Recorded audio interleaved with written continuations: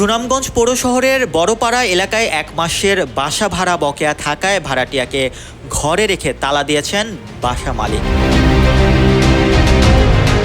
শনিবার বিকেলে বড়পাড়া শ্যামলী এলাকায় এই ঘটনা ঘটে।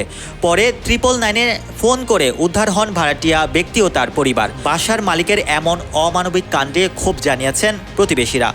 পুলিশ, এলাকাবাসী ও প্রত্যক্ষদর্শী সূত্রে জানায়, বড়পাড়া শ্যামলী এলাকায় স্ত্রী ও সন্তান নিয়ে মতিউর রহমানের বাসায় বসবাস করেন জামালগঞ্জের সেলাইয়া মাহমুদপুর গ্রামের বাসিন্দা ও অটোরিকশা চালক ইকবাল হোসেন। গত জুন মাসের ভাড়া এখনও তিনি পরিশোধ করেননি। ভাড়া না দেয়ায় শনিবার দুপুরে বাসার ভেতরে নবজাতক ও 2 সন্তানসহ স্বামী স্ত্রীকে রেখে এবং আরেক সন্তানকে বাইরে রেখে ঘরে তালা দিয়ে চলে যান বাসার মালিক মতিউর রহমান। পরে 999 নম্বরে ইকবাল ফোন করে পুলিশের সহায়তা চাইলে পুলিশ এসে তাদের উদ্ধার করে।